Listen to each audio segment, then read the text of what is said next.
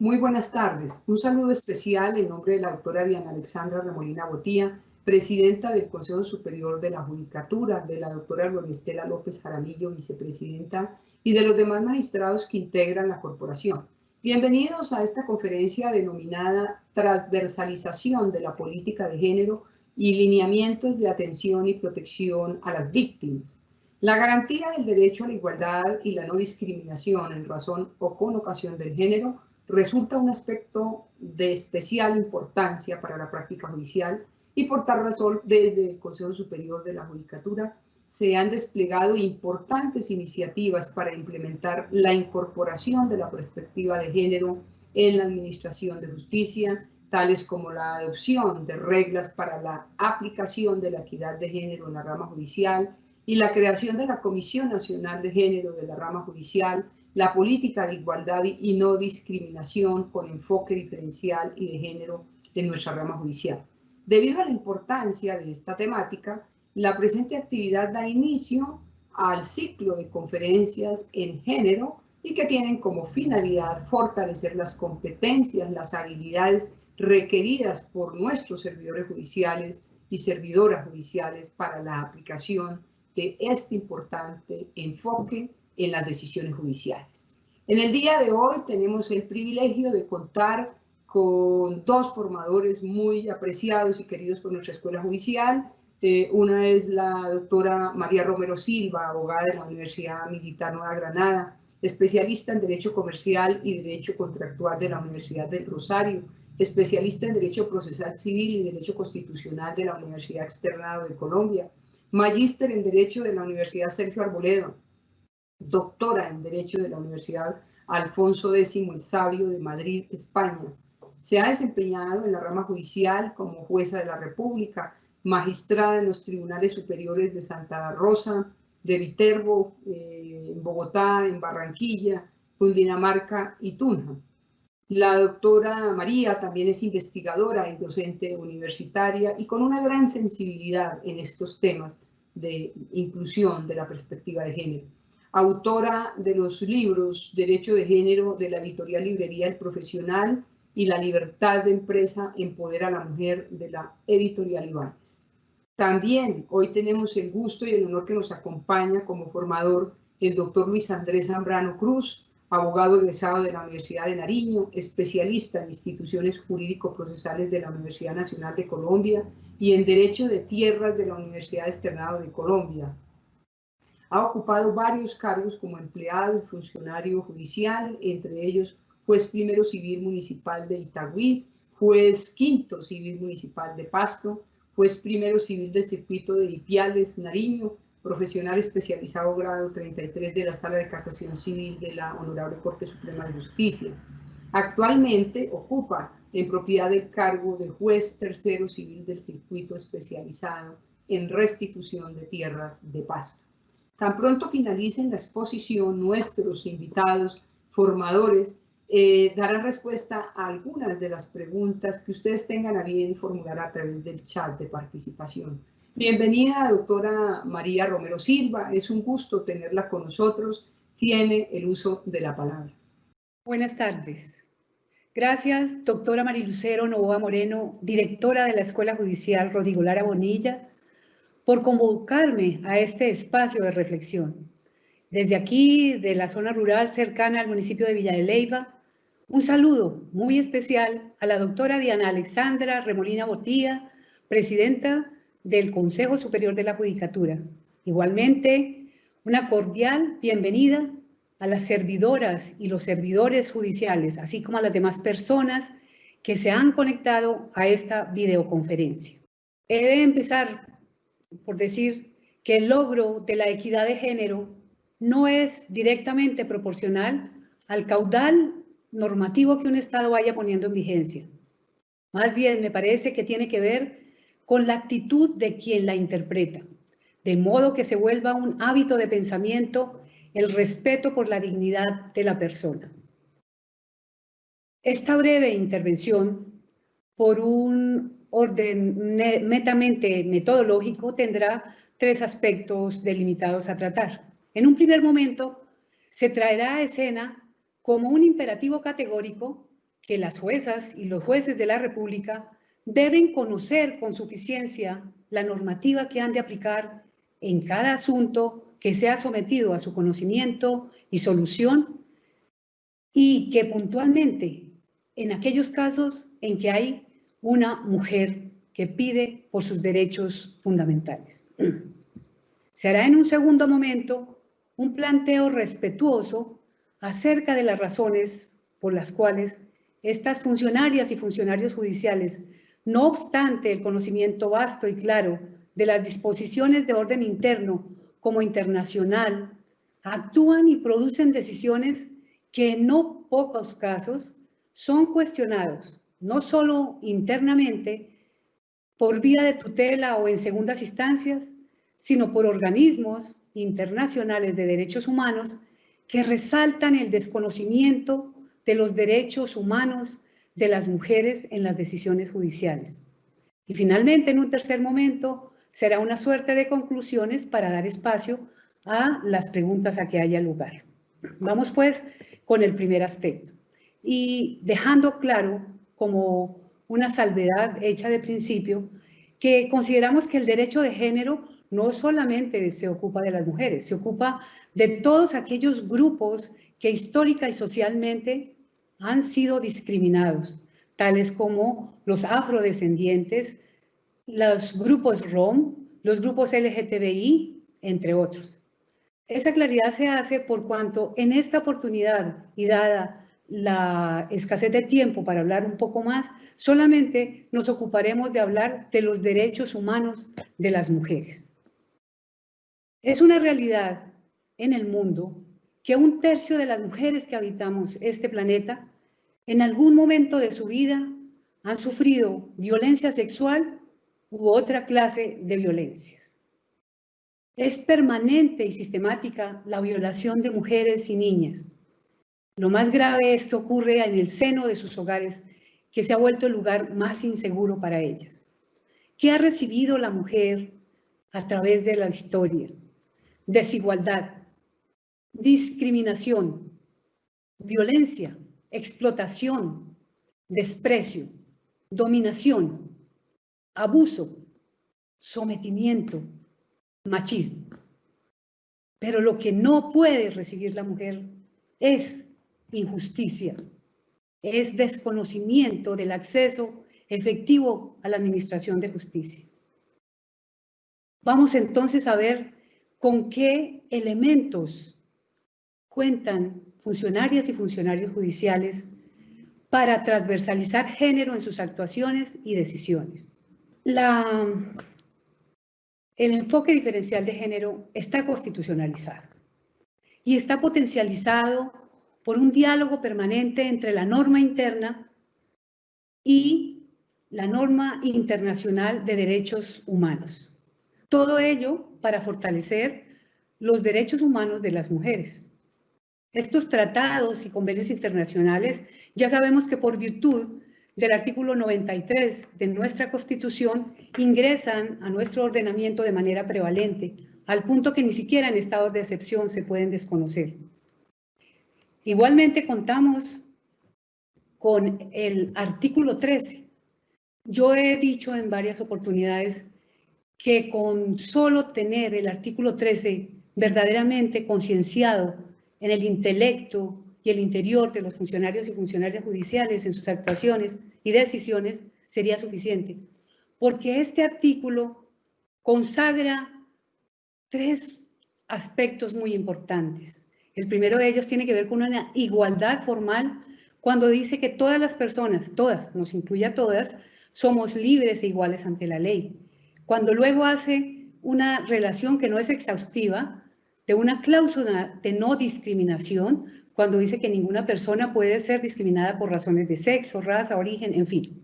Y finalmente, una igualdad material, que es la obligación que tiene el Estado de proteger de manera especial a aquellas personas que están en condiciones de desfavorecimiento, en condiciones de desigualdad y desaventajadas.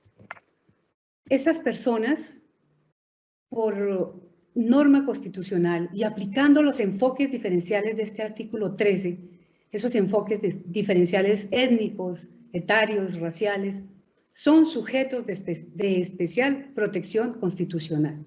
Para ellos hay medidas reforzadas de garantía de sus derechos a la igualdad. Hemos dicho que necesitamos transversalizar género, que estas políticas de la rama judicial en la judicatura deben ser implementadas, pero a veces no sabemos por qué es lo que legitima ese enfoque diferencial de género. Lo primero que tenemos que ver es que hay instrumentos nacionales y hay instrumentos internacionales que exigen su implementación en los estados democráticos, empezando por la plataforma de Beijing de 1995, donde se estableció que los estados están obligados a que todos los funcionarios de cualquier estamento de los poderes públicos tienen que aplicar perspectiva de género en sus actuaciones. La rama judicial de todo este sector de Iberoamérica se ha preocupado también en las cumbres judiciales por impulsar la introducción de la perspectiva de género en los diferentes ámbitos de la administración de justicia.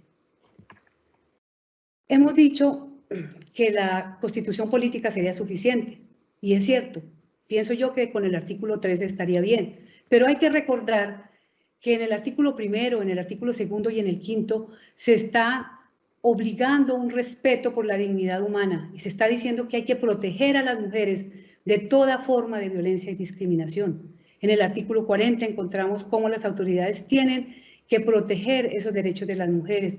En el artículo 42 habla de lo que sucede con las relaciones familiares y esas relaciones desequilibradas de poder. En el artículo 43, que a veces pareciera que no tendría por qué estar escrito en una constitución, fue necesario colocar que las mujeres éramos iguales en derechos a los hombres y que no podíamos ser sometidas a ninguna clase de discriminación y que el Estado estaba obligado a protegernos de manera especial.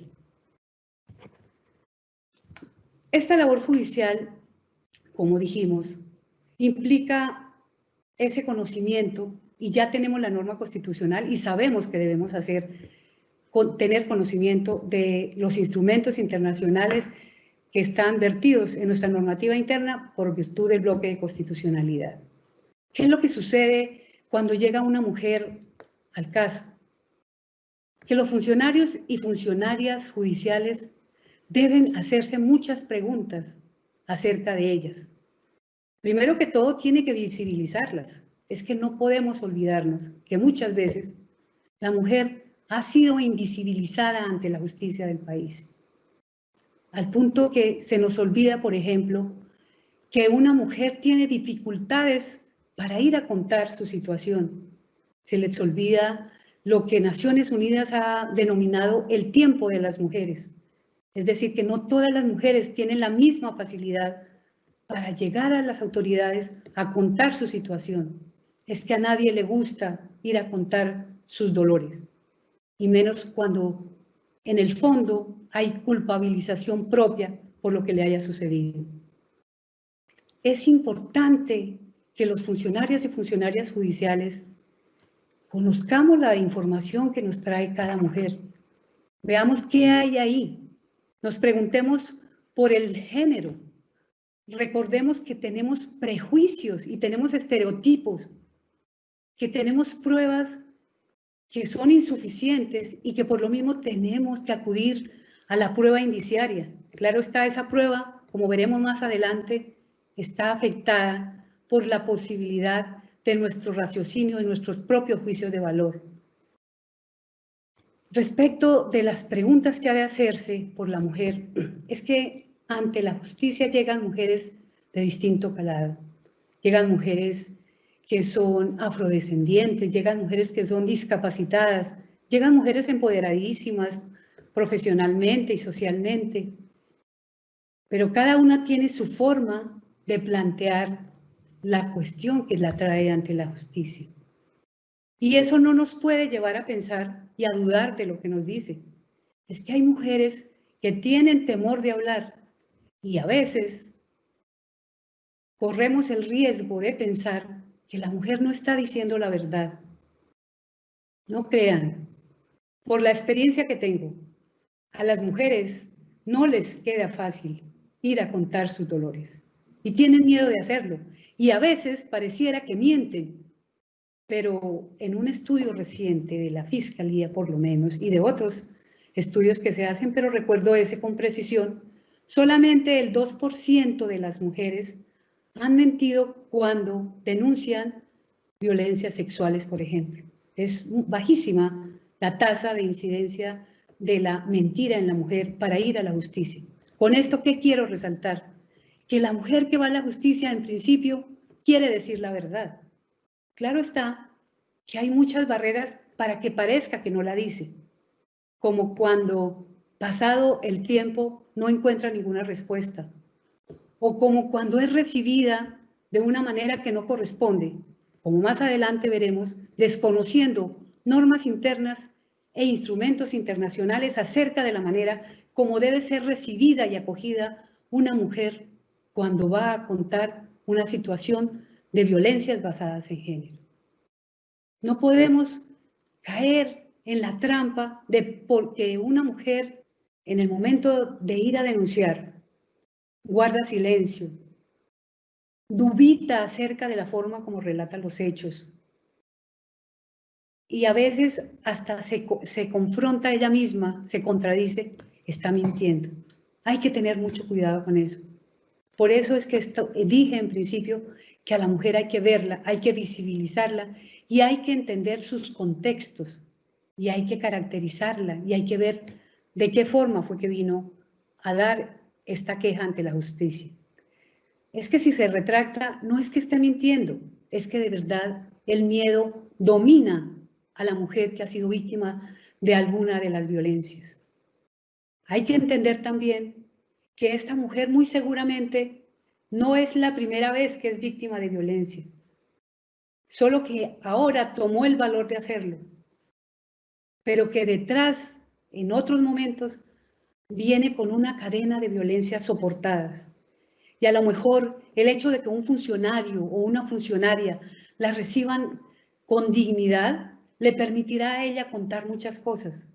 Y el hecho de que se le averigüe qué ha pasado anteriormente y se revise acerca de su contexto y se mire quién está en una relación de superioridad, quién tiene una relación de poder frente a ella, va a ayudarla. Es más, escucharla y preguntarle y visibilizarla podría y podrá seguramente evitar que a futuro tengamos un feminicidio más, de esos que desafortunadamente, en vez de disminuir, cada vez vemos que aumenta. Miramos también en esos casos cómo a veces hay desconocimiento de la incidencia que tiene lo sexual en las relaciones asimétricas de poder. Es que el cuerpo de la mujer se erotiza. Es que hay un poder sexual del hombre hacia la mujer y eso a veces no lo vemos, tiene mucha incidencia en las situaciones de vulneración de derechos a las mujeres, en esas violencias sexuales, en esas violencias físicas, en la violencia psicológica que es tan fuerte y en la que a veces no creemos, porque pasa como en los sanatorios, en las urgencias, cuando no se ve sangre, el caso no es urgente y no se atiende rápido. Es fácil para un funcionario judicial revisar dónde ha recibido violencia una mujer para saber si está también ante un caso en el cual se deba transversalizar género. Hay que ver que a las mujeres se les violenta en partes de su cuerpo que sean visibles, en su cara, en sus senos. No se le bota ácido a una mujer en las piernas o en la espalda donde pueda cubrírsela. No, se le bota en la cara. Es porque se nota el odio con que se trata a esa mujer, el deseo de dañarla. Y eso a veces no se mira, porque ni siquiera se pregunta dónde fue que sufrió la agresión. Tampoco a veces revisamos con qué arma o con qué objeto se causó una lesión a una mujer. Y mucho menos a veces reparamos en la posición en que ha quedado el cuerpo de una mujer en un feminicidio. Porque es que es increíble cómo el machismo y ese sistema patriarcal ha permitido que los hombres, cuando maltratan a las mujeres por el hecho de ser mujeres, tienen que hasta último momento demostrar su superioridad, su fuerza sobre ellas, que haya contacto contra el cuerpo de las mujeres. Esas cosas parecieran que no hay que verlas. Eso es lo que hay que ver para establecer si verdaderamente estamos o no ante un caso de violencia de género que necesite y obligue un estudio con perspectiva de género. ¿Por qué entonces estamos obligados a hacer esa transversalización de género? Porque desde 1995, al menos de manera formal, los estados que suscribieron la plataforma de Beijing, cuando hubo la Conferencia Mundial sobre la Mujer, nos comprometimos, entre ellos Colombia, a luchar porque no haya más violencia y desconocimiento de los derechos de las mujeres. Claro, para entonces, vale decir, ya la mujer era considerada como una sujeta de derechos, porque es que en Viena, en 1993, en la Conferencia de Mujeres, solo ahí, de manera clara, de manera expresa, se dijo que los derechos de las mujeres eran derechos humanos y que las mujeres éramos sujetas humanos, sujetas, porque ese es el vocablo que hay que utilizar. Entonces decíamos que lo que legitima la obligación del Estado colombiano para transversalizar género en las actuaciones y decisiones judiciales viene recientemente, al menos, de la plataforma de Beijing en 1995, donde nos comprometimos, entre otras, a que se prestara atención al género en las actividades judiciales, a que se procurara transversalizar y de esa manera proteger los derechos humanos de las mujeres. Solamente voy a referir a algunos instrumentos internacionales porque es necesario hacerlo, porque creo que más adelante quienes siguen la palabra hará alguna alusión al respecto.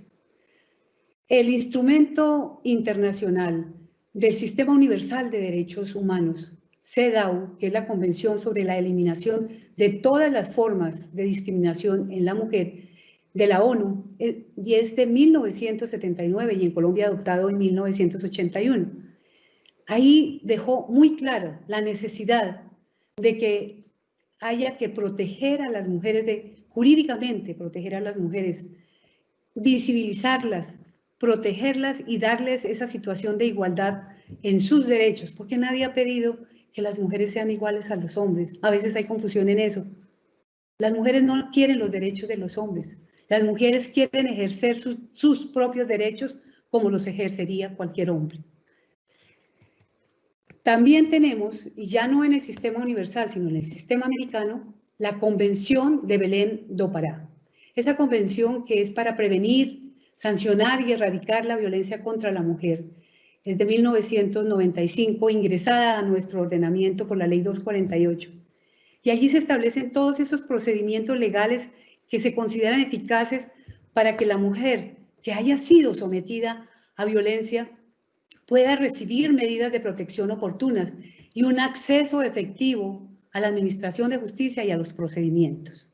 Pero además tiene algo muy importante esta convención, como la tiene la anterior, y es que se procura que los funcionarios y funcionarias judiciales y de otros estamentos del poder del Estado estudien, se eduquen, se capaciten en género, para que de esa manera puedan tener una visión diferente al conocer, al tramitar y al definir los casos. Esa es la manera como podría eliminarse, sancionarse y prevenirse la violencia contra las mujeres. Solamente refiero a esos dos porque hay muchos más, por supuesto, que privilegian los derechos de las mujeres. A partir de eso, los estados han tenido que hacer acciones afirmativas y especialmente acciones afirmativas legislativas. Claro que también tienen obligación de acciones afirmativas en políticas públicas para aliviar esas consecuencias de la discriminación que ha provocado en determinados lugares la situación de desconocimiento de los derechos de las mujeres. Por eso, como acciones afirmativas en Colombia, tenemos la Ley 1257 de 2008, En ella se procura sensibilizar, procura prevenir y sancionar toda forma de violencia y discriminación contra la mujer. Es que esa ley de verdad es un marco normativo muy importante. Allí trata sobre la igualdad real y efectiva. Hay unos principios de corresponsabilidad que a veces se nos olvida. Hay unos principios de integralidad, y digo porque a veces se nos olvida, porque cuando se llega ante una autoridad a contar una situación de violencia basada en género, no siempre el funcionario o funcionaria tiene el deseo de recibirla. Lo primero que piensa es, ojalá esto no sea de mi competencia, sobre todo cuando advierte que hay medidas de protección inmediatas que practicar. Por eso hablo de la importancia de ese principio de corresponsabilidad de la Ley 1257 de 2008 y la integralidad. Es que hay que buscar que la mujer reciba pronta atención. Debe haber coordinación entre las entidades del Estado para su protección. ¿De qué sirve que haya una buena decisión judicial en un momento dado si no hay la manera de efectivizarla? Si no hay una atención inmediata y diferenciada. Esa ley trae cosas muy importantes, define cuáles son los derechos de la mujer. Lo que llama la atención es que si uno lee esa definición que hace la ley 1257 y uno ve que tiene derecho a una vida digna, a la integridad física y sexual y psicológica, a la intimidad, a que no sea torturada, a que no reciba tratos crueles y degradantes, a que haya una igualdad real y efectiva, a que no sea discriminada. Uno lo que ve es que todos esos derechos de las mujeres viven siendo sistemáticamente vulnerados, desconocidos, invisibilizados. Define esa ley además la violencia. ¿Qué clases de violencia hay? Que hay violencia económica, que hay violencia psicológica, patrimonial, que hay violencia institucional, y le dice en qué consiste esa violencia. Pero sobre todo le dice qué derechos tienen las víctimas de violencia. Y esos son los derechos que las autoridades de este país no están tomando en cuenta. Esos derechos de las víctimas, cuando deben ser atendidas, no están siendo tomadas en cuenta en la mayor parte de los estamentos. Porque cuando recibe una atención integral de verdad, cuando recibe unos servicios, una cobertura suficiente, cuando en realidad está recibiendo una orientación, un asesoramiento. ¿De qué hablo? De que a veces la mujer llega a una autoridad que de pronto no corresponde, aunque la verdad es que los derechos humanos de las mujeres debieran corresponder a todas las autoridades que pueden ayudarla. Pero asumamos que llega a donde alguna que de verdad no tiene competencia para ello. ¿Qué sería lo mínimo que esta persona, si de verdad ha atendido la capacitación y se ha educado en género y conoce qué es transversalizar género en el cumplimiento de sus funciones, debería darle orientación, darle un asesoramiento? Ese asesoramiento no implica ningún prejuzgamiento, no implica involucrarse en el caso para que en el día de mañana vaya a ser sujeto de algún impedimento. No, es que hay que ayudarla. ¿Cómo, diría uno? Indíquele, solamente indiquémosle a dónde debe ir, solamente acompañémosla. Es más, si es necesario porque la integridad de la mujer está siendo puesta en peligro, llamemos a la policía, pidamos un apoyo de la policía. No es tan difícil, somos autoridad, hay corresponsabilidad, podemos hacerlo.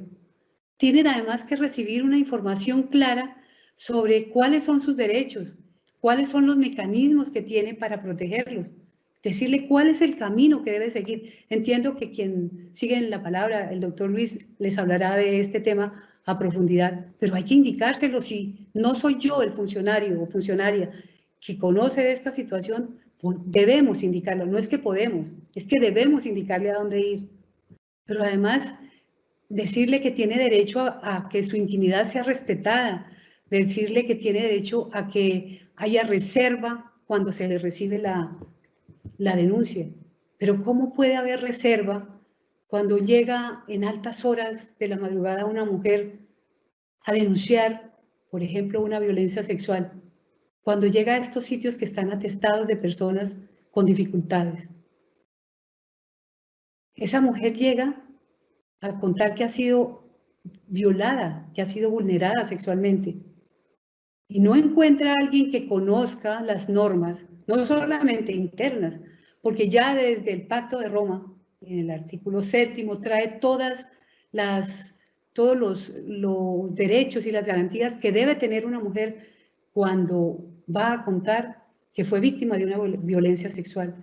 Pero ¿cuál reserva cuando en una baranda de recepción de denuncias se pregunta, venga usted, la que dice que fue violada, y siga, ¿y dónde la llevan? ¿Dónde dicen las normas internas e internacionales que debe ser llevada? ¿A un lugar adecuado, con respeto? No, se le va preguntando por el camino, usted, bueno, ¿y dónde fue? ¿Y usted qué estaba haciendo? Pero lo más grave no es eso.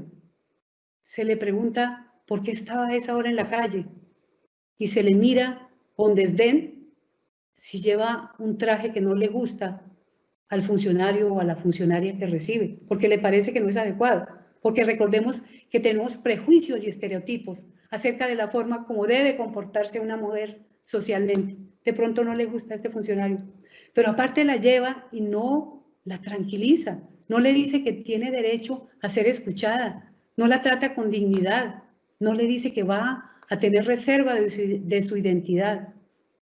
Y empieza a preguntarle de esa manera, ¿cómo pretender que la mujer le quiera contar todo y que no desee salir corriendo y dejar ese asunto así? Y cargar con ese lastre interior que afecta tanto a las mujeres, al punto que se les llama las sobrevivientes.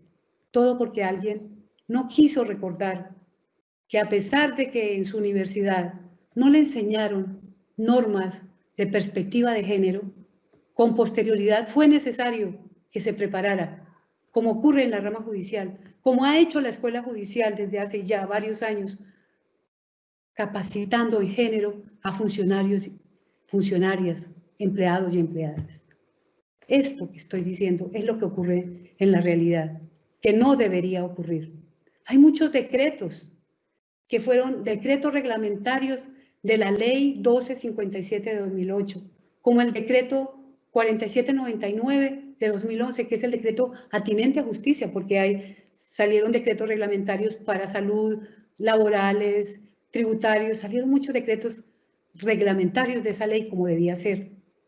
Pero como se conocen tantos miedos de la mujer para denunciar, en ese decreto se dijo que había que garantizarle a la mujer el efectivo acceso a los mecanismos, a los recursos que establece la ley para su protección, como instrumentos para que pudiera erradicar cualquier forma de violencia. Eso se ha olvidado. Esos decretos existen y son parte de lo que tenemos que conocer para atender cada caso de mujeres en situación de vulneración. También hay una ley que es muy importante, que yo quiero que la tengamos en cuenta, que es la Ley 1542 de 2012, porque en ella se proscribió que haya conciliación, que haya desistimiento. Se dijo con claridad que se elimina el carácter de querellable y de desistible a los delitos de violencia contra la mujer, especialmente la intrafamiliar y otras. Pero se ha dicho que tenemos formación en perspectiva de género, que la conseguimos con posterioridad a veces de nuestras respectivas facultades. Esa misma capacitación también nos lleva a una ley, que es la ley 1719, que tiene que ver con violencias sexuales, muy acorde con lo que son los parámetros del Estatuto de Roma que ya había mencionado. Y allí se le está diciendo que no puede ser tratada en desconocimiento de su intimidad y que hay que preservar su intimidad. Es tan parecida en sus aspectos que no es necesario referir sobre ello. Pero además, esa ley 1719 de 2014 trae una parte importante y que debe ser resaltada. Y es que dice que las personas, las mujeres que sean víctimas de violencia y vayan a denunciarlas, deben ser atendidas por personas formadas en derechos humanos y en enfoque diferencial. Pero además, que todas las instituciones que estén involucradas en esa atención de víctimas de violencia sexual deben procurar unos esfuerzos no solamente de capacitación o esfuerzos pedagógicos, sino también unos esfuerzos presupuestales y administrativos para que se pueda dar cumplimiento a esa obligación de trato a la mujer víctima de violencia. ¿Qué ocurre? Lo mismo con la ley 1761-2015, que es la de feminicidio.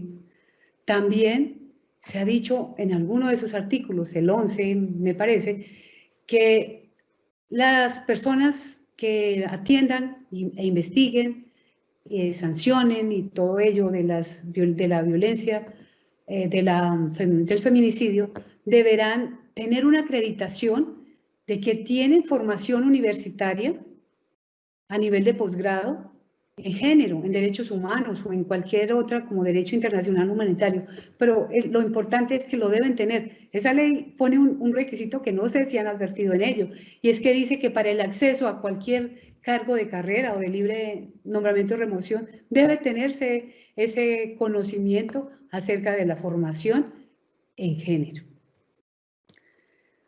También hay jurisprudencias y hay autos como el 009 de la Corte Constitucional de 2015, donde dice que deben los funcionarios y funcionarias judiciales estar preparadas y tomar en cuenta los estándares internacionales, la debida diligencia para proteger los derechos fundamentales de las mujeres. Los acuerdos del Consejo Superior de la Judicatura que pusieron en aplicación la equidad de género desde 2008, que han seguido siendo modificados para mejorar esa situación en la administración de justicia, deben ser tenidos en cuenta. Sin embargo, en muchas decisiones judiciales, todo esto de lo que he hablado de manera un poco atropellada por el deseo de que quede aquí, no son tomadas en cuenta en las decisiones y en las actuaciones judiciales. Es cierto que en muchas decisiones se advierten estereotipos discriminatorios sobre la naturaleza y los roles de las mujeres y los hombres, lo que de manera clara evidencia un sesgo de género. Estas situaciones, ¿dónde se han evidenciado? En las tutelas. Ya había dicho yo que en este segundo aparte hablaría de esto, pero quiero, antes de entrar aquí, que miremos un video.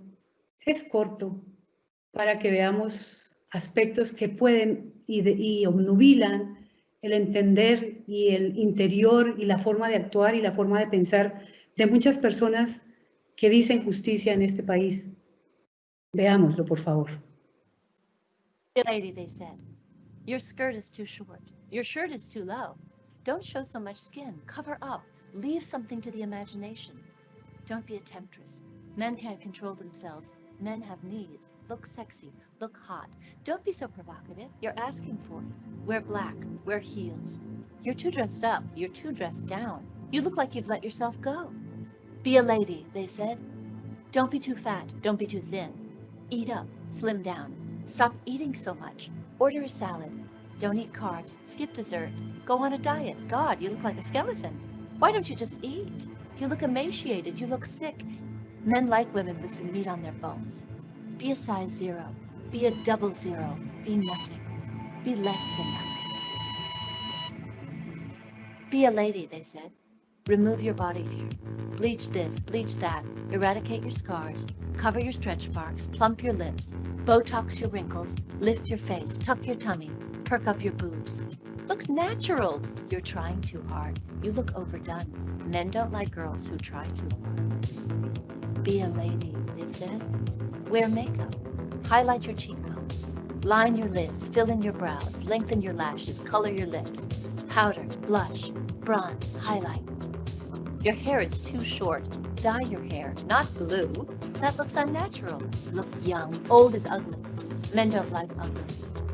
Be a lady, they said. Save yourself. Be pure. Don't be a whore.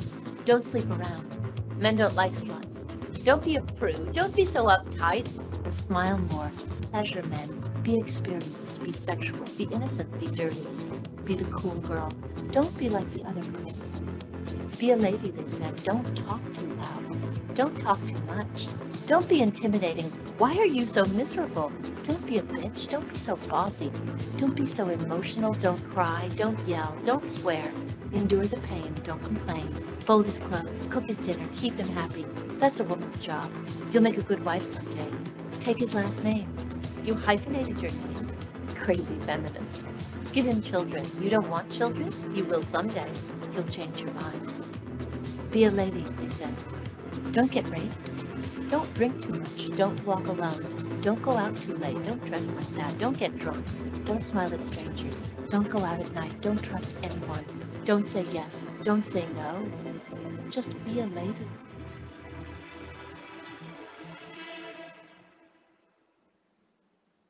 Este video solamente es una provocación. Es para decir todos los atropellos emocionales, sociales, psicológicos que reciben funcionarios y funcionarias judiciales en el diario vivir, en la cotidianidad. Los medios de comunicación, las canciones, las propagandas. Lástima que no haya espacio para contar cada una de las cosas que uno va viendo. Lo único que hacen es mostrar un sistema patriarcal y atropellador de los derechos de las mujeres. Eso es un estereotipo también. Esta nueva forma de ver a las mujeres como objetos, esta manera que se pide de las mujeres que sean hipersexualizadas, pero además desde pequeñas, ¿no? Con agravantes claros como la posterior trata de personas con fines de explotación, que debe ser abolida definitivamente. Pero como debo concluir, es claro que todas esas deficiencias en la aplicación de las normas, no en el desconocimiento, dejo claro, sino en la aplicación e interpretación de las normas que deben ser aplicadas en casos de violencias basadas en género, ha llevado a que aquí internamente muchas decisiones sean desdeñadas por vía de tutela o por segundas instancias. Por vía de tutela es claro que es por defectos fácticos en la aplicación probatoria, porque no privilegiamos pruebas como la prueba indiciaria, o porque si la privilegiamos, esta está permeada por nuestros estereotipos y prejuicios, porque además tenemos de por medio la sana crítica, nuestro propio raciocinio, y eso tiene que ver con la subjetividad de quien está definiendo. Bueno, he de concluir porque el tiempo se acaba y solamente hubiera querido contarles casos donde es clara esa falta de aplicación de normas y la valoración probatoria sin que haya estándares probatorios flexibilizados, como en Colombia, por ejemplo, el caso del violador del Cerro de las Tres Cruces, o el caso de Rosa Elvira, tan doloroso, o de instrumentos internacionales o de organismos internacionales, como el caso de la manada, que es una vergüenza, o el campo algodonero, inclusive el caso de Japón de Karen Tayar. Me hubiera gustado podérselo contar, no hay tiempo, así que hay que seguir. Y dejo claro que la realidad de lo cotidiano, advierto yo, dista mucho de lo que prometen las leyes. Y concluyo que funcionarias y funcionarios judiciales cuentan con los instrumentos normativos suficientes, internos e internacionales, para fallar con perspectiva de género. La Constitución política, como ya lo dije, las leyes como de marco como la 1257 y las otras que mencioné, la jurisprudencia interna. Pero si ello no es suficiente, acudimos al artículo 93 para aplicar bloque de constitucionalidad y tomar en cuenta las reglas de los convenios que Colombia ha suscrito. O si no, algo muy importante de lo que hubiera querido hablar es el control de convencionalidad para tomar en cuenta las recomendaciones de los organismos de control de estas convenciones, de los comités que dicen por res judicata o por res interpretata cómo debe tomarse en cuenta los derechos de las mujeres y cómo se deben respetar y hacer respetar. Muchas gracias, doctora María, gracias por su generosidad, por su claridad conceptual de esta charla. Enseguida le voy a dar el paso al doctor Luis Andrés Zambrano Cruz. Doctor Luis Andrés, es un gusto tenerlo aquí con nosotros. Tiene el uso de la palabra. Muchas gracias, doctora Mari Lucero Novoa Moreno, directora de la Escuela Judicial Rodrigo Lara Bonilla. Desde la ciudad de Pasto hago extensivo el saludo a la doctora Diana Alexandra Remolina Botía, presidenta del Consejo Superior de la Judicatura, a todos los servidores y servidoras judiciales y demás personas que se han conectado a esta videoconferencia, así como también a mi compañera de conferencia, la doctora María Romero.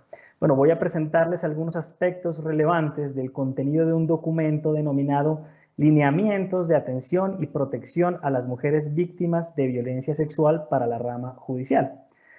Como lo acaba de explicar la doctora Romero, existe un marco convencional, constitucional, legal y jurisprudencial que establece las obligaciones del Estado colombiano en prevenir, investigar y sancionar toda forma de discriminación y violencia en contra de las mujeres, particularmente de violencia sexual en todas sus modalidades, dimensiones y móviles, bajo el entendido de que se trata de unas gravísimas violaciones a los derechos humanos y al derecho internacional humanitario. En cumplimiento de esos deberes, el acceso a la justicia debe ser efectivo, es decir, no solo basta con su consagración formal, como nos lo hacía ver la doctora Romero, sino a través de mecanismos idóneos y expeditos que estén libres de barreras y de discriminación y que realmente permitan a las víctimas obtener verdad, justicia y reparación, pues lo contrario compromete tanto la responsabilidad del Estado como de las personas que se encargan de administrar justicia. En ese sentido, la Corte Constitucional ha sido enfática en señalar que la investigación penal por violencia sexual debe ser asumida de manera seria, exhaustiva e imparcial, y no como una formalidad más que estaría condenada a su fracaso. Los lineamientos que voy a presentar a continuación precisamente se estructuraron con base en ese marco normativo y jurisprudencial. Además, ese documento, es muy importante que lo sepan, se desarrolló con la participación de mujeres víctimas y de organizaciones de la sociedad civil que trabajan precisamente para la atención, protección y reparación de mujeres víctimas de violencia sexual, que han puesto de presente esas barreras que tienen para acceder a la administración de justicia, pero también con la participación de jueces y juezas en unos talleres de diagnóstico en el cual pudieron dar a conocer precisamente también desde este lado cuáles eran las necesidades y obstáculos para un adecuado ejercicio de la administración de justicia en esos casos particulares de violencia sexual. El propósito de estos lineamientos es claro, es servir de un instrumento, como un instrumento práctico para todos.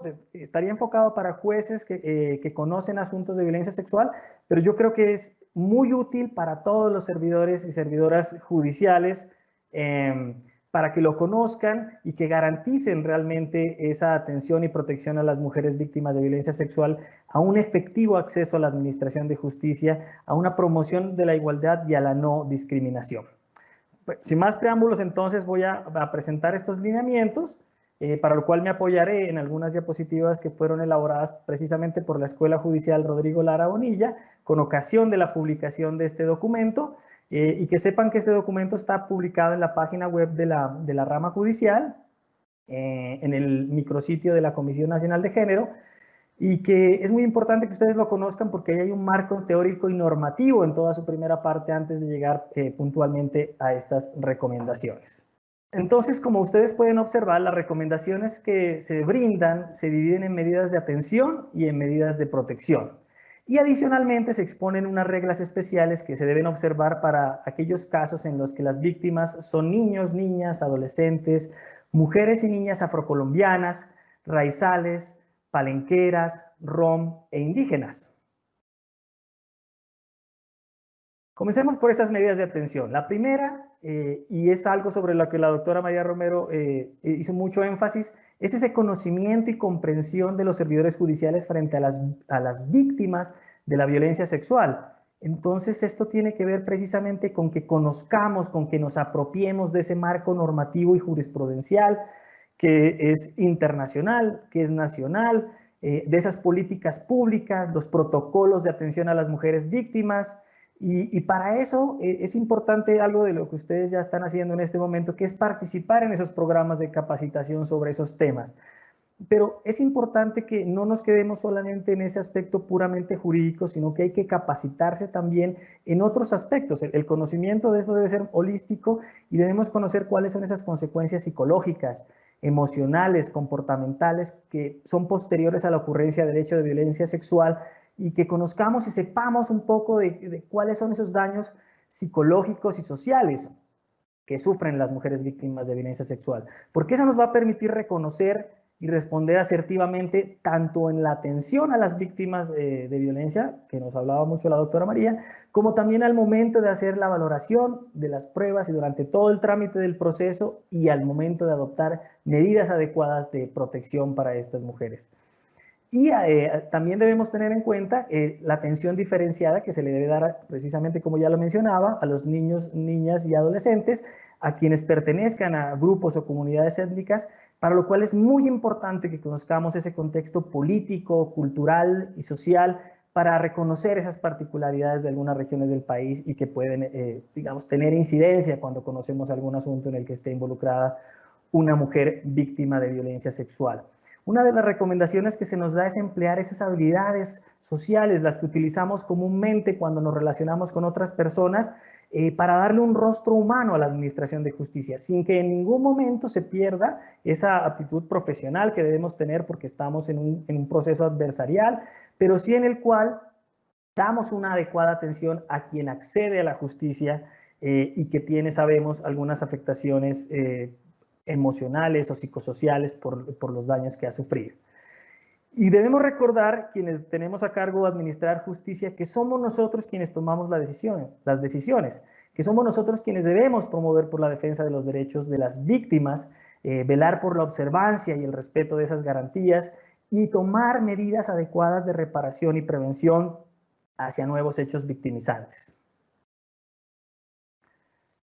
Una segunda medida de atención es la que tiene que ver con la atención psicosocial. Yo en esta no me voy a demorar mucho por cuestiones de tiempo, que está un poco restringido.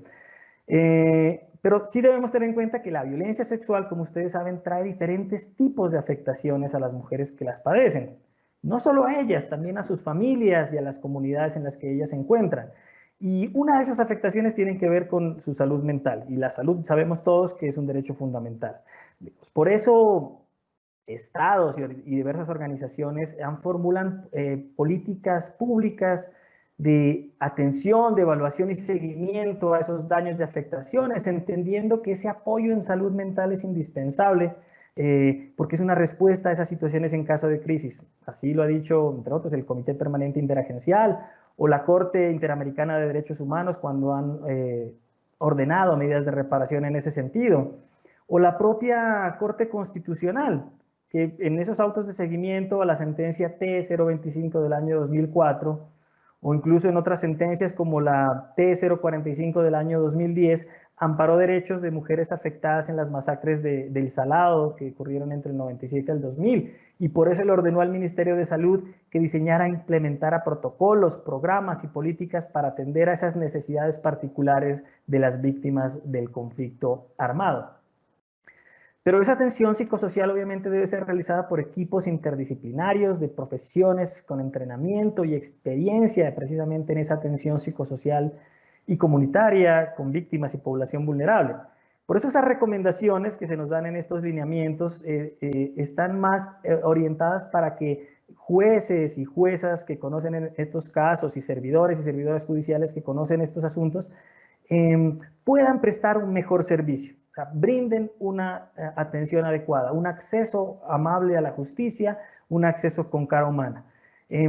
Por eso ustedes van a ver ahí que esas orientaciones tienen 6 componentes, que ustedes lo ven en la parte derecha de sus pantallas, que cumplen 3 funciones principales.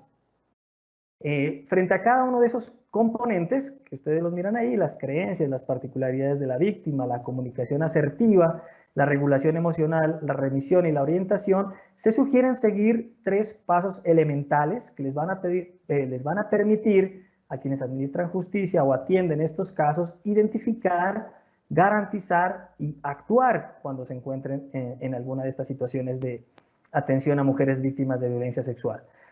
Las 3 funciones que están en la parte izquierda cumplen los componentes de atención psicosocial, es decir, esos que buscan lograr una caracterización del servidor judicial y de la víctima, que nosotros tengamos o tomemos mejor conciencia de cuáles son esos pensamientos que tenemos frente a la violencia sexual, pero particularmente esos pensamientos que pueden afectar nuestra forma de atender a las víctimas, porque estamos en el componente de atención, y luego en la protección, la valoración de las pruebas. Yo pongo un ejemplo que obviamente no es comparable con esta situación, pero que sí nos sirve para ver qué podemos hacer o cómo nos podemos quitar un velo cuando estamos atendiendo o cuando nos damos cuenta mejor de que una situación que la habíamos normalizado y que no la habíamos considerado nos es puesta de presente. Recuerden ustedes que hasta hace pocos años el uso de la pólvora era común. Hoy en día no quiero decir con eso que se haya dejado de utilizar, pero todos hemos tomado conciencia de que es una actividad que tiene un riesgo muy importante y que a lo mejor antes nosotros no nos dábamos cuenta de eso. O, por ejemplo, como aquellas situaciones en las cuales el licor con la conducción se mezclaban sin que nadie reparara en que era un riesgo para la vida y la integridad. Entonces, es solo hasta ese momento en que tomamos conciencia de eso que nos dimos cuenta de que eso tenía unas consecuencias. Algo parecido debe pasar con el tema de la atención psicosocial, porque cuando nosotros identificamos qué estereotipos pueden estar presentes en nuestra valoración para la atención a las mujeres víctimas de violencia sexual, entonces podemos superarlos. ¿Sí? Cuando nos damos cuenta de que podemos juzgar a la mujer por su forma de vestir, porque está en una hora inadecuada sola, porque continuó con su pareja a pesar de los maltratos, eso seguramente cuando lo podemos ver nos vamos a quitar ese velo y vamos a poder establecer en un caso particular darle una adecuada atención a las mujeres. Pero además tiene una función de atención que tiene que ver con brindar una atención adecuada que implique un mejor servicio de la Administración de Justicia. Y finalmente de protección, porque precisamente a través de ese trabajo interinstitucional al cual nosotros podemos remitir a esos expertos que pueden dar una atención adecuada, es posible realizar y mejorar el bienestar psicosocial de la víctima.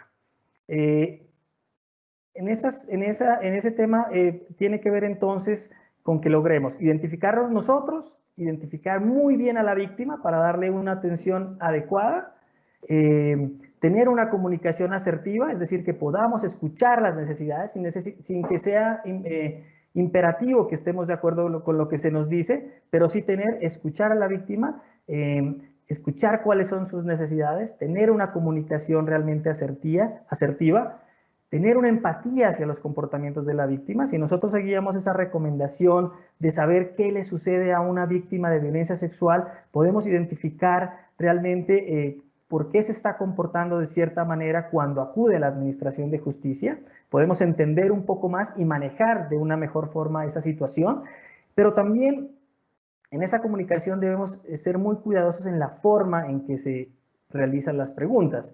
Es decir, yo siempre he dicho que la perspectiva se aplica a lo largo de todo el proceso, desde que se recibe a esta persona que ha sufrido esta situación, y en esas preguntas debemos ser muy cuidadosos para evitar que tengan esas cargas de estereotipos de género. Hay preguntas que se suelen realizar con un componente en donde se le transfiere la responsabilidad a la víctima cuando se le pregunta ¿por qué? Cuando se utiliza esa expresión, ¿no? ¿Por qué no hizo nada? ¿Por qué no lo impidió? ¿Por qué se vistió así? Ahí transferimos la responsabilidad a la mujer. Y lo que tenemos que hacer realmente es hacer unas preguntas un poco más abiertas o, digamos, en la etapa de juicio, garantizar que se hagan unas preguntas que no transfieran esa responsabilidad o que no pregunten sobre la intimidad de la víctima, sino que realmente se concentren en los hechos que se están juzgando en ese momento.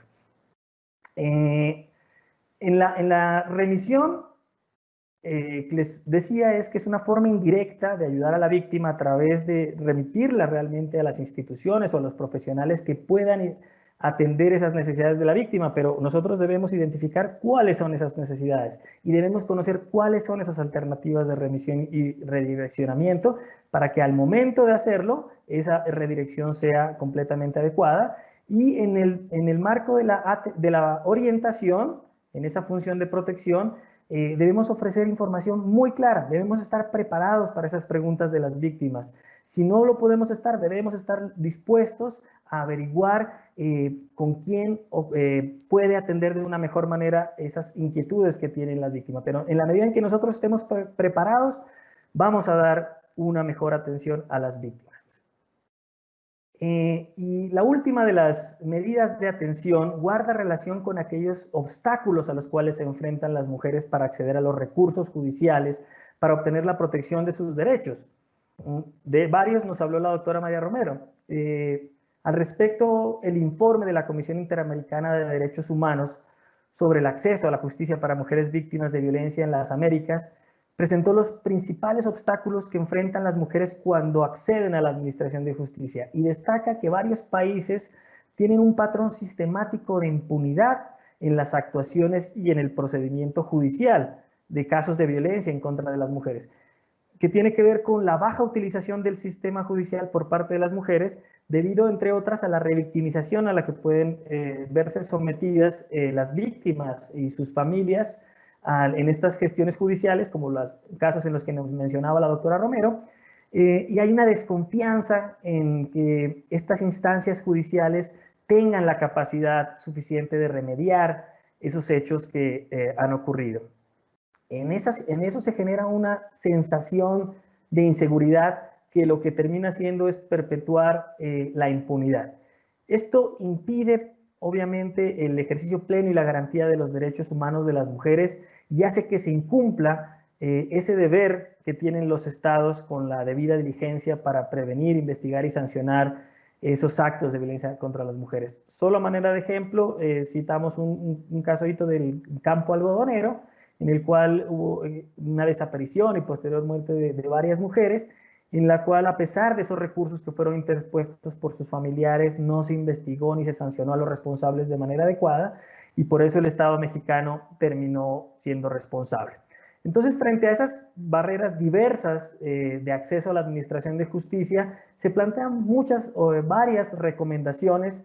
Entre esas, pues, obviamente que se identifiquen y se eviten, obviamente la identificación no basta, la visibilización, sino adoptar esas medidas para superar esos patrones de discriminación que en algunos casos restan valor o restan credibilidad a esos actos de violencia sexual en contra de las mujeres. Esto es una obligación, ya lo mencionó muy bien la doctora Romero. Y otro aspecto que me parece importante volverlo a tomar es que muchas veces las mujeres pueden dar a conocer esos hechos tardíamente por diversas razones. Puede ser por vergüenza, por miedo, por temor, inclusive a ellas mismas, ¿sí? La vergüenza que sufren ellas mismas, o en diferentes contextos inclusive se minimizan esos hechos y hay que reconocerlo, la desconfianza misma que puede existir hacia el aparato judicial. Entonces, las recomendaciones en ese sentido es que se reciba ese caso, así sea tardío, así puedan haber dificultades en el acopio probatorio, e incluso hay unas recomendaciones en cuanto al tema de la prescripción de la acción, para que no sea solamente objetivo, sino que se tenga realmente en cuenta o se considere los efectos de esa eventual decisión frente a una mujer que ha sido agredida. Pero adicionalmente, obviamente, hay que aplicar ese enfoque diferencial cuando estamos frente a mujeres discapacitadas, ¿no? Para que puedan tener un lugar o un acceso adecuado, en dar un enfoque cuando estemos frente a niños, niñas y adolescentes, teniendo en cuenta siempre ese interés superior del niño, pues, que está reconocido obviamente en el bloque de constitucionalidad, garantizando que esté acompañado, por ejemplo, de su cuidador, tutor o de un defensor del ICBF, generando un espacio de calidez y cercanía, de confianza, ¿sí? Un espacio que garantice la privacidad, de la cual nos decía la doctora Romero que no es fácil de conseguir, y utilizando un lenguaje claro y sencillo que sea comprendido por la persona frente a la cual nos estamos dirigiendo, si son niños o si son mujeres. Hay que analizar muy bien ese contexto para que eso no sea una barrera, no sea un obstáculo, la falta de claridad por estos a veces términos técnicos que tenemos en nuestra profesión. Y es importantísimo evitar, que es un derecho, el contacto de la víctima con el agresor. Eso puede generar una revictimización que debemos evitar. Y es importante, estamos hablando de la atención y de los obstáculos que ella puede generar, es identificar esas necesidades de la víctima para que se facilite su participación y su testimonio, dar esas garantías para que ella se sienta en un espacio en el cual puede revelar esas situaciones tan dramáticas y tan graves que ha debido sufrir. Es importante también porque no todo el mundo lo conoce, no todo el mundo se enfrenta a los estrados judiciales o a las acciones ante la Administración de Justicia, que conozcan las fases del proceso, el estado en que se encuentra el proceso. Eso es muy importante. La incertidumbre es una forma, en mi concepto, de revictimización cuando no se conoce qué es lo que va a seguir, qué va a pasar. Esa incertidumbre es terrible en estos casos. Pero adicionalmente hay que generar empatía y una amabilidad respetuosa al escuchar, ¿no? Evitar esa estigmatización y el etiquetamiento frente a las mujeres, realizando preguntas siempre claras, sencillas sobre los hechos, evitando siempre que se hagan preguntas relacionadas con la vida sexual de la víctima, con las relaciones de pareja o con esos comportamientos que son propios y que tengan que ver con la forma de vestir o ¿sí? el relacionamiento o alguno de estos aspectos que no son relevantes para el caso y que al contrario lo que demuestran es una estigmatización de la mujer. Y también se nos recomienda que le demos un trámite ágil y prioritario. Ustedes saben que una justicia que no es oportuna deja de ser justicia. Hay que ordenar esas medidas de protección, ¿sí? Dedicadas a esa atención inmediata que a veces requieren la víctima en algunas situaciones que son muy graves, porque en muchas ocasiones las mujeres se encuentran con su agresor en la casa. Entonces hay que adoptar medidas que son deben ser idóneas para la protección de las mujeres, que conozcan sus derechos, que conozcan esas rutas a las cuales pueden ser atendidas y que también puedan ser atendidas también por profesionales expertos en estas áreas de atención psicosocial. Muy rápidamente trataré de hablar de las medidas de protección. Hemos dicho que nuestro deber siempre es garantizar que los derechos de las víctimas de violencia sexual participan en este proceso judicial sean respetados. Entonces las recomendaciones están dadas en cuanto a la calificación de las conductas punibles. Ustedes saben que la calificación de la conducta punible y la adecuación penal son actividades que desarrolla la Fiscalía. Pero durante el juicio es posible que se intente que agresiones sexuales se califiquen como conductas que solo atentan contra la moral de las mujeres o contra otro bien jurídico tutelado con el único objetivo de no visibilizar realmente que hay una violencia sexual que está basada en género. A manera de ejemplo, les cito la sentencia del 5 de noviembre del año 2008 de la Sala de Casación Penal de la Corte Suprema de Justicia, en la cual se estudió el caso de una niña que había sufrido unos tocamientos en sus glúteos por parte del compañero permanente de una de sus primas mientras jugaban a las escondidas. Ahí la Fiscalía le había imputado el delito de acto sexual abusivo en menor de 14 años con algunas agravaciones o agravantes.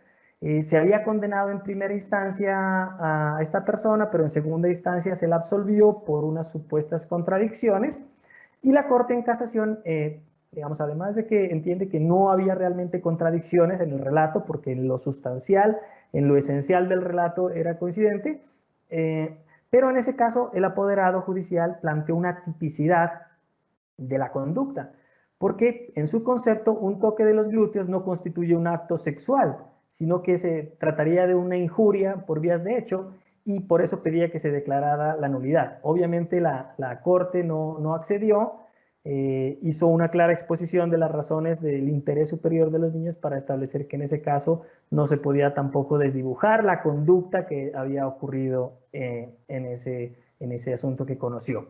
Entonces la recomendación en ese sentido es que no se permita la desnaturalización de la conducta, minimizándola, desdibujándola, con argumentos que busquen justificarlo, como puede ser la supuesta satisfacción sexual de la víctima, o la temporalidad de los tocamientos, solo fue un momento, fue un instante, o la existencia misma de una relación sentimental como justificación de esas agresiones sexuales. Eso no debe permitirse en la calificación de las conductas punibles.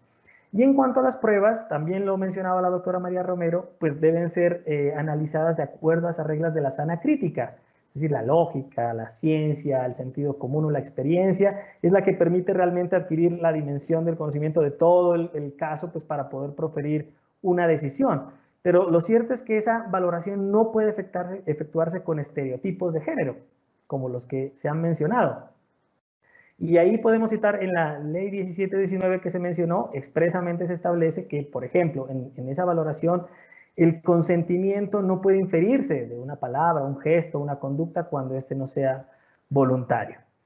Y en relación a estos medios de prueba, es importante una recomendación que dan los lineamientos que tiene que ver con que se desestime una acusación de violencia por no existir evidencia física de penetración. O sea, es decir, que se considere que no hay violencia sexual por falta de evidencia física. Es decir, no hay una regla de la experiencia en ese sentido, ¿sí? De que esa inexistencia pues, tenga que ver con que no hubo penetración.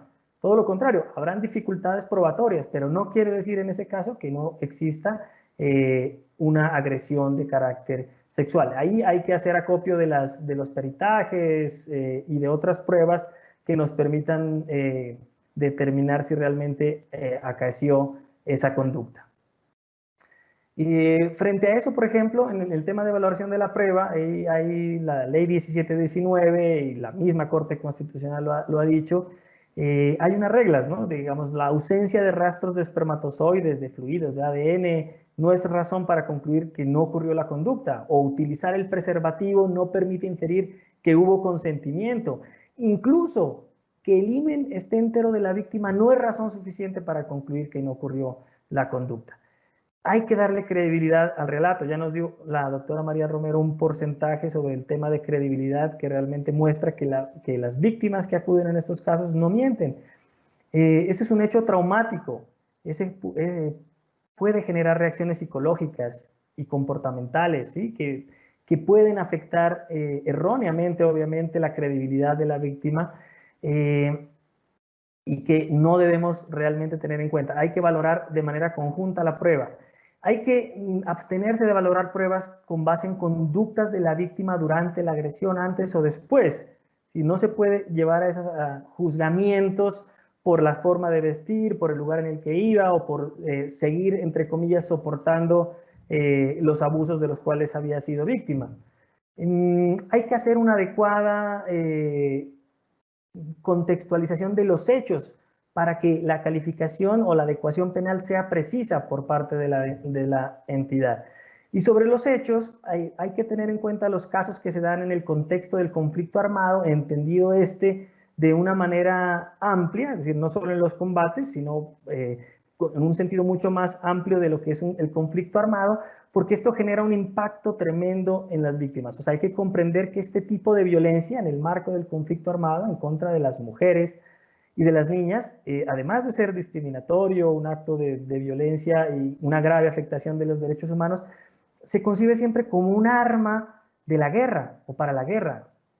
Ahí en esos casos las partes que están en el conflicto armado buscan alcanzar una posición de ventaja sobre sus opositores e inclusive sobre la población civil.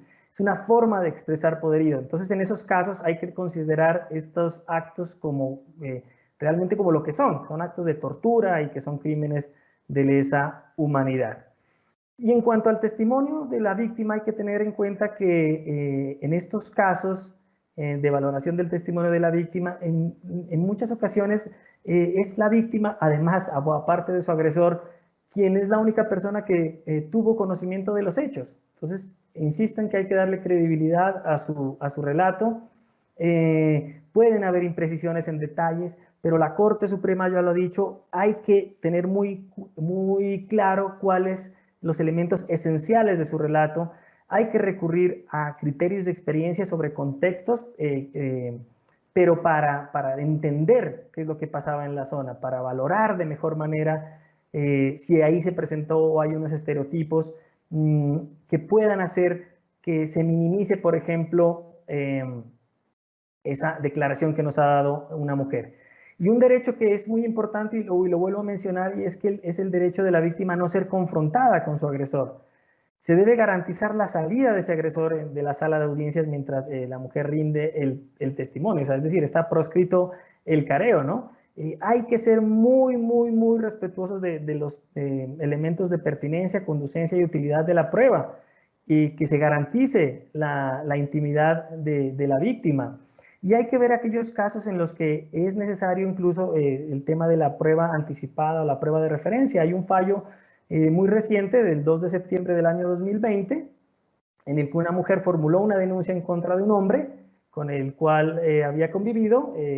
Este hombre la maltrató, ella decidió irse de la casa, él le pidió tener relaciones sexuales por una última vez, ella se negó y por eso pues recibió golpes, el hombre la violó y este hecho ya se había presentado. El hombre fue condenado en primera y en segunda instancia, pero el asunto llegó a la Corte Suprema porque la defensa argumentó que la condena por ese delito de acceso carnal violento y agravado había tenido como fundamento únicamente pruebas de referencia, con lo cual pues se desconocía un mandato de la ley 906. Pero la Corte, digamos, reiteró lo que había dicho el tribunal en ese sentido, consideró correcto tomar esa prueba de referencia, esa primera declaración que había entregado la mujer al hacer la denuncia, porque ella se había negado a declarar en el juicio en contra de su cónyuge. Y la Corte dijo algo muy importante, y dijo que entre esas obligaciones que tienen el juez está el deber de constatar que la víctima no está siendo amenazada o de alguna manera presionada para que no rinda esa declaración. Y para eso debe indagar en el contexto en que se presenta esa violencia de género y constatar el daño físico, psicológico sufrido por la víctima. En esos casos en que se avisoran esos riesgos para la prueba por esa situación de violencia, es posible adoptar, entre otras, la posibilidad de acudir a esa prueba anticipada. Es bien importante que no se justifique por ninguna forma esas agresiones sexuales en las uniones o en los vínculos maritales, en esas relaciones sentimentales que puedan existir con la víctima. Siempre tener en cuenta que podemos tener prejuicios nosotros mismos que nos impidan una adecuada valoración de la prueba. Y finalmente, por el tiempo, el lineamiento nos habla de que debemos garantizar la participación de las víctimas y de las organizaciones en el proceso. Aquí hay un tema y es que dentro de este sistema penal acusatorio colombiano, las víctimas en estos procesos penales son intervinientes y no partes. Eso es un obstáculo al acceso de la justicia en todas las etapas. Muchas veces en temas de preacuerdo se han presentado algunas dificultades porque ahí su búsqueda de la verdad al menos se encuentra limitada en esas etapas procesales. Digamos, dependiendo de la actuación que se surta en la investigación. Entonces, la recomendación es que se consideren y se decreten medidas de protección efectivas a la vida e integridad de las mujeres víctimas de violencia sexual con el objeto de evitar ese riesgo en el que se encuentran ellas y eventualmente incluso sus hijos. Entonces, coadyuvando para que se rompa el círculo de violencia, alejarlas del agresor, y otorgar esas medidas de protección a las que son necesarias. Y bueno, por el tiempo no voy a poder extenderme en esto, pero en cuanto a la atención y protección a menores de edad, a mujeres, niñas afrocolombianas, raizales, palenqueras, rom e indígenas, las recomendaciones o lineamiento que se nos da es que demos una atención adecuada precisamente a esta situación o a las condiciones en las que se encuentra, porque ellos deben recibir una atención diferenciada que merece una atención particular y unas medidas de protección particulares por parte nuestra. A manera de conclusión, diremos entonces que para servidores y servidoras judiciales es imprescindible que conozcamos la normatividad, la jurisprudencia internacional y nacional que protege los derechos de las mujeres y de los niños, niñas y adolescentes víctimas de violencia sexual para que las podamos aplicar en un caso concreto. Y en segundo lugar, que el proceso judicial es un escenario adecuado precisamente para garantizar el acceso efectivo a la justicia de quienes han sido víctimas de violencia sexual. Por eso, quienes prestamos el servicio de administrar justicia debemos adoptar todos los mecanismos que estén a nuestro alcance y que sean eficaces precisamente para investigar y sancionar y prevenir esa violencia en contra de las mujeres por razones de género. Y la invitación sería que utilicemos estas herramientas como estos lineamientos que, como les decía, pueden encontrarlos en la rama judicial o algunos otros muy interesantes que nos van a poder enseñar cómo encontramos, cómo identificamos que es necesaria la aplicación de esta herramienta metodológica de la perspectiva de género y así tomemos unas decisiones más adecuadas. Muchísimas gracias, doctora María Lucero. No sé si hay alguna pregunta sobre este tema. Tiene usted la palabra. Les agradezco mucho.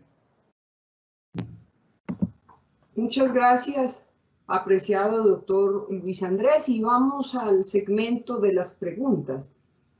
A la doctora María Romero, la primera pregunta. ¿Por qué razón usted dice que las recomendaciones generales que hizo la Corte Interamericana en un caso en el que Colombia no es parte, cómo es el campo, el caso del campo algodonero, cobija nuestro país? Gracias por la pregunta. Como yo venía diciendo, no solamente para la protección de los derechos de las mujeres debemos acudir a las normas internas, sino también tomar en cuenta el artículo 93 de la Constitución, pero no solo para aplicar el contenido normativo de los instrumentos internacionales que ha suscrito Colombia y que por lo mismo lo vinculan, sino también para atender las recomendaciones de esos organismos de control cuando en un caso, no como en este de Campo Algodonero, que fueron las mujeres violentadas allí, hubo una serie de feminicidios por muchos años se burlaron de las familias, de las víctimas, en fin. Pero a Colombia no se le vinculó directamente, no se dieron órdenes respecto de Colombia directamente, porque era contra el Estado mexicano. Pero allí, en efecto, sí se dijo que había que atender unas recomendaciones de carácter general y estas recomendaciones en verdad se deben atender por virtud de la res interpretata que hacen estos organismos, y allí lo que se dijo fue una recomendación general que cobija a Colombia, y no solo a Colombia, a todos estos países de América que la suscribieron, y era en el sentido de que se revisaran las normas que existían. Las normas que existían y además que se procurara implementar legislativamente protección para las mujeres y políticas públicas. Esto fue atendido por la mayoría de los países de América Latina y en realidad esto ha hecho cambios. Esta recomendación tan sencilla de Campo Algodonero ha logrado cambios muy grandes, no solo en Colombia, sino en los demás países de América del Sur. Doctora María, ¿por qué se hace mención reiterada acerca de los miedos de la mujer para denunciar, para acudir a las autoridades a pedir protección para sus derechos vulnerados a causa de alguna de las violencias? Gracias. Esta sí que de verdad es una pregunta y un aspecto muy importante, porque es algo sobre lo que usualmente no se toma cuidado. Y es que de verdad las mujeres tienen temor, tienen miedo. O sea, el miedo no es solamente cuando es víctima de la agresión, de cualquiera de esas violencias. Es que existen otros miedos. El miedo de acudir ante las autoridades porque sean maltratadas, porque sean revictimizadas, porque se les haga preguntas que afecten su dignidad, porque no se entienda que es una sujeta de derechos y que por lo mismo puede salir, puede disfrutar al igual que lo hace cualquier otra persona de este universo. Pero cuando es a ella la que se le pregunta por qué, si usted es una mujer casada, tomó trago y estaba a estas horas en la calle, ese es uno de los miedos que tiene. Pero aparte de eso, el otro de los miedos es cuando un funcionario le dice, oye, pero tenga cuidado, usted está haciendo una denuncia y esto es algo serio. Recuerde que el que está denunciando es tal persona. Ese es uno de los miedos grandes, acudir y ser revictimizada. Pero hay otros miedos muy grandes que a veces no se toman en cuenta para ayudarla a que denuncie. Y es que la mujer usualmente en cualquiera de las violencias siente culpa. Ella se echa la culpa de lo que le ocurrió. Si es una violencia doméstica, dice, es que yo sabía que a él no le gustaba esto y lo hice y lo molesté. De hecho, hay funcionarios que le preguntan, ¿y usted qué fue lo que hizo para que se molestara tanto? Entonces, ese tipo de miedos, aparte, cuando son, por ejemplo, violencias sexuales, el miedo a la estigmatización social, que todo el mundo se entere que fue una mujer violada, el miedo a su propia pareja, porque la pareja no entendería.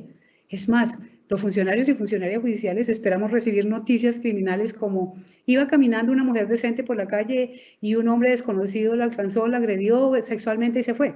Pero es que las agresiones, especialmente las agresiones sexuales, no ocurren de esa manera. A veces ocurren con amigos, con la misma pareja, con el mismo esposo, o con personas que se han conocido y se ha tenido una socialización, por ejemplo, de consumir algún alcohol o cosas de estas. Ese es el miedo que tiene la mujer. Aparte, que cuando salga todo el mundo la señale, pero el miedo más grande lo tiene hacia ella, es que ella fue culpable de lo que le pasó, ella debió comportarse mejor y ese lastre se lo echa a ella misma, ese es el miedo, por eso se habla del miedo de las mujeres y hay que ayudarlas, no solamente a no tener miedo para ir a la judicatura, sino a no tener miedo para quitarse de adentro esa culpa que llevará por siempre. Muchas gracias por su generosidad, apreciada doctora María Romero.